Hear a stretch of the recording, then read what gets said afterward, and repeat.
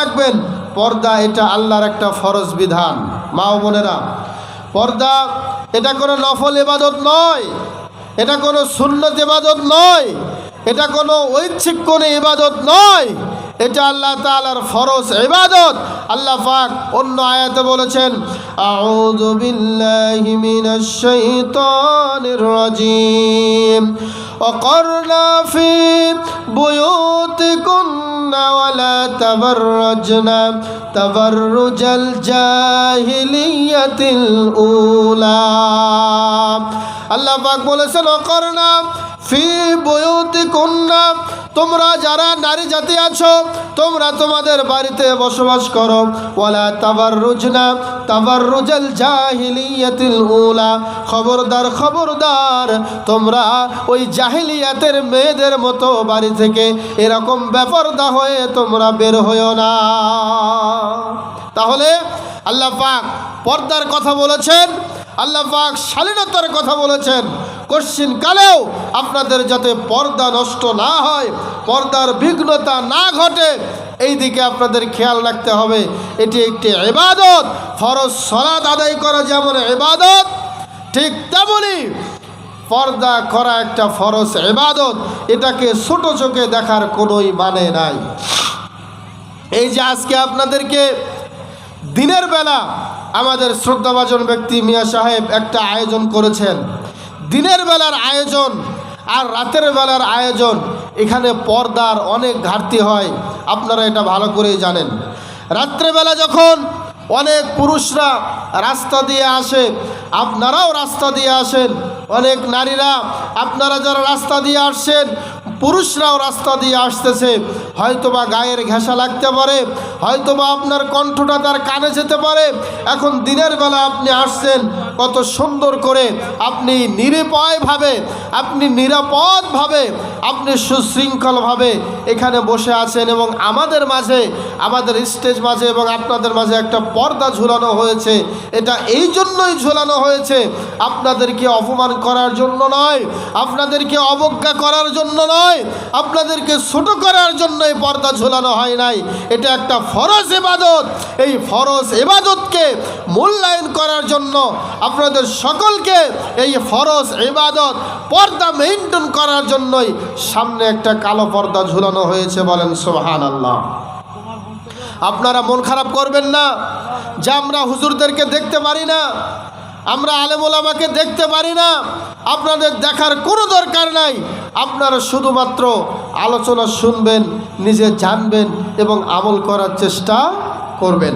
প্রিয় মা ও বোনেরা, তাহলে এই পর্দাটা ঝুলানোর একটাই কারণ, এটা একটা ফরজ ইবাদত।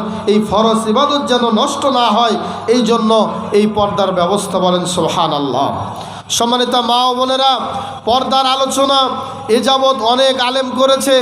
আপনারা আপনাদের এলাকার সুনামধন্য আলেম অধ্যাপক শায়েখ মোবারক আলী স্যার নিজেদের এলাকায়, শুধু নিজেদের এলাকা নয়, গোটা বাংলাদেশ তিনি চষে বেরিয়েছেন। এমন সুন্দর কিছু আলোচনা করতেন যে আলোচনা আজও আমাদের কানে বাজে। এমন আলোচনা তিনি করতেন, মনোমুগ্ধকর আলোচনা, মা বোনদের জন্য এমন আলোচনা করে গিয়েছেন। আল্লাহ পাক এই লোকটাকে জান্নাতুল ফেরদাউসের মেহমান হিসেবে কবুল করে নিক, আমরা পড়ি আমিন। আজকে উনি আমাদের মাঝে নাই, আমাদের শ্রদ্ধাভাজন মুরব্বী ছিলেন, আমাদের দিক নির্দেশনা দিতেন।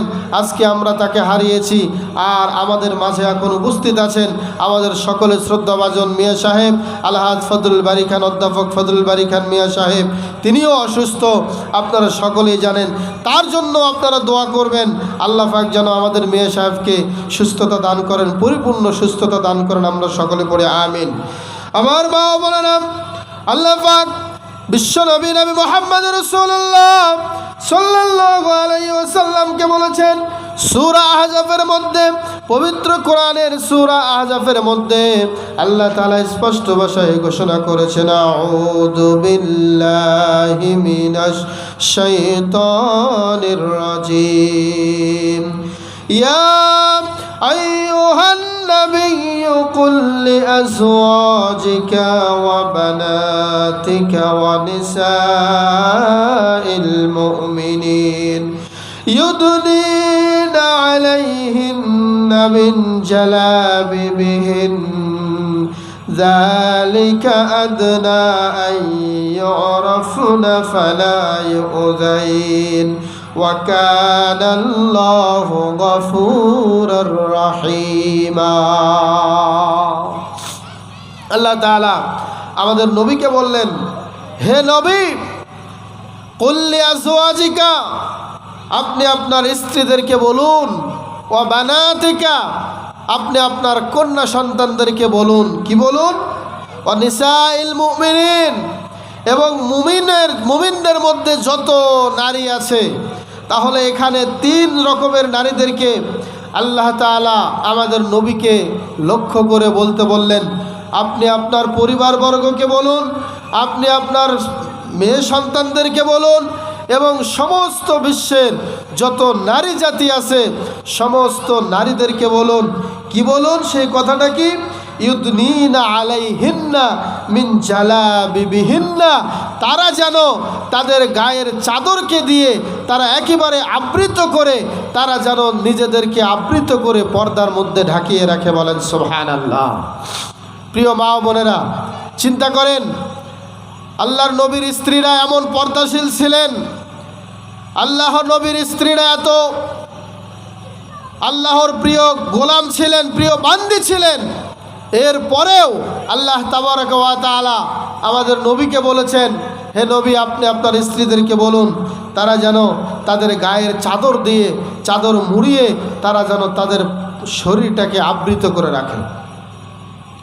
তাহলে এখান থেকে আপনাদের কি বোঝাতে চাচ্ছি আপনারা বুঝতে পারছেন।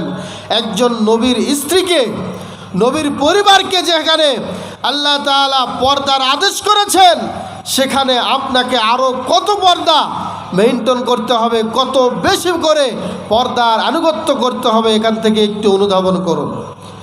ফরজ সালাতের ক্ষেত্রে বলা হয়েছে, একজন নারী যদি মসজিদে সালাত আদায় করার চেয়ে যদি বাড়িতে সালাত আদায় করে তার জন্য ভালো, এবং বাড়ির ভেতর থেকেও তার জন্য উত্তম হলো একটা ঘরের কর্নারে, একটা ঘরের ভিতরে সালাত আদায় করা উত্তম।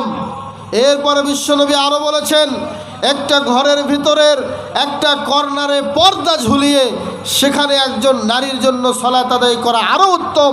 তার মানে বিশ্বনবী বলেছেন, আর নিসা ও আওরাতুন, নিসা অর্থাৎ মহিলা পুরোটাই হচ্ছে পর্দার বিষয়, নারীর পুরো দেহটাই হচ্ছে পর্দার বিষয়। নারীর কোনো অংশ, কোনো অঙ্গ যেন বের না হয়, এই জন্য সালাতের ক্ষেত্রেও বিশ্বনবী এত পর্দার ঘোষণা দিয়েছেন। বলেন সুবহানাল্লাহ। আমার মা ও বোনেরা, পরিশেষে আল্লাহ তাআলা বলেছেন, যালিকা আদনা আইয়ুরাফনা, এটা অবশ্যই পর্দাটা, এটা তাদেরকে পরিচিতি করার জন্য অতি উত্তম একটা পথ, অতি নিকটবর্তী একটি পথ। একজন নারী যখন পর্দা করবে তখন বোঝা যাবে যে সত্যিকারের সে একজন মোমেনা নারী।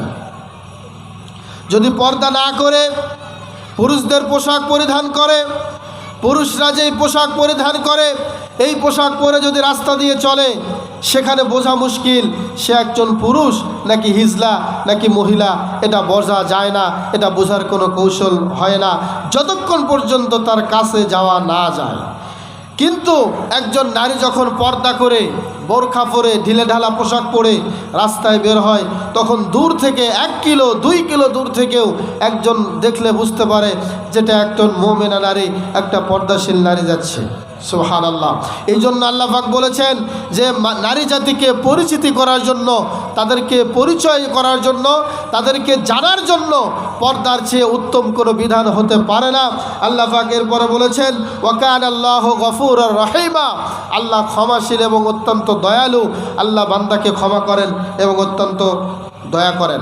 সম্মানিত মা ও বোনেরা, আল্লাহ পাক সূরা আহজাবের মধ্যে এই কথা ঘোষণা দিয়ে আমাদেরকে বোঝাতে চাচ্ছেন যে কোনো নারী জাতি যাতে কোনোভাবেই তারা পর্দার কোনো ত্রুটির মধ্যে না থাকে, পর্দার ক্ষেত্রে যাতে অবহেলা না করে, পর্দাকে ফরজ মনে করে, ফরজ ইবাদত মনে করে অবশ্যই পর্দার বিধানকে মেইনটেইন করতে হবে।